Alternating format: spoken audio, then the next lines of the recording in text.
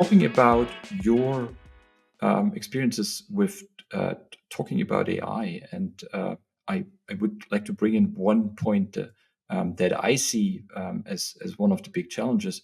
I've actually made some research. If you look at movies and books of the past years, and you kind of look at the role that AI plays in these stories, and it starts with 2001: Space Odyssey, where an AI computer, HAL, goes rogue and tries to kill astronauts at some point, right? The interesting thing is the majority of these stories is AI turning bad at some point in the story and trying to kill humans and so on, like Terminator and other movies are well aware. There are other movies where AI plays a good role, like Wall-E and a few others, but it's much less. So my theory is, in our collective mind, we think AI eventually, once it's powerful enough, it's going to kill us, right? So I would say that's a deep narrative we all have, and it's like a Pandora's box thing.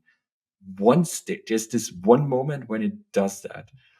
So my theory is that's deep in all of us inside, and that's why it's really hard sometimes in organizations and to people kind of to convince them, because they say, "Hey, I have this big, deep underlying fear of the technology." Do you fear AI in the same way? And the second question, what would be your advice in an organization kind of to talk about AI in a positive way? I think you have a very good point. I think it was even Yuval Harari that said the same, give the same example, how we grew up with the narrative, this Skynet taking over and everything. Do I fear AI? Yes, I do fear parts of AI. There are parts of AI that I think if they are not regulated or not controlled, for instance, the whole issue around deepfakes, for instance, is profoundly worrying because we're never going to know what's the true or not. So yes, I fear parts of AI.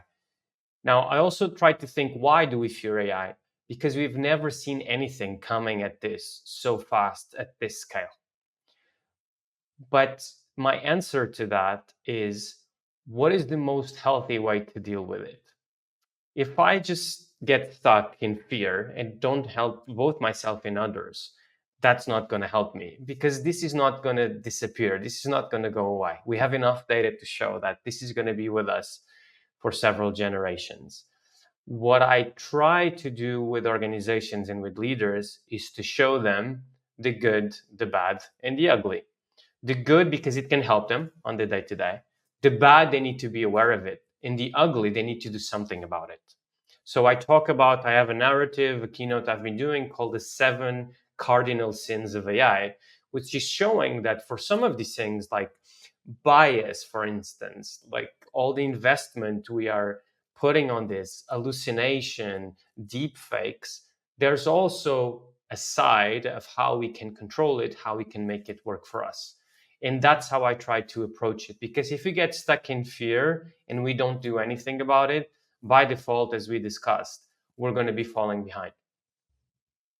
Yeah, it's a great answer. So in terms of AI regulation, do you have a particular hard or soft point of view on that? It's always a challenge, isn't it? Because you need to have a balance between innovation and regulation. In Europe, we're very good with regulation, but we come at it so fast that we stifle innovation historically. I think we did a good job with the EU AI Act, putting guardrails in place ahead of time. We need to be careful that we also don't stifle innovation. So at this point, I think there's parts of AI that need to be regulated. And not only that, pressure needs to be put on tech companies, because it really is such a powerful thing that's becoming a monopoly, and that regulation needs to happen. Now, I think we also need to be very careful that that regulation doesn't prevent people from using the tools, from reskilling, because we're facing the biggest reskilling of the last probably 40, 50 years. And if we are doing that, if we're not allowing people to reskill, we are going for major societal and economic problems. So that's my biggest concern with regulation. Yeah.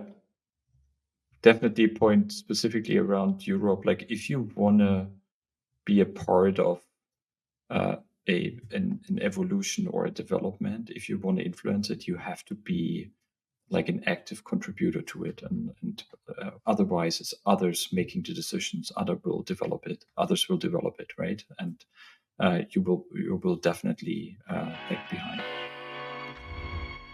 Hey, if you're getting value from today's conversation, make sure you subscribe right now so you don't miss any future episodes of the Aspire to Inspire podcast.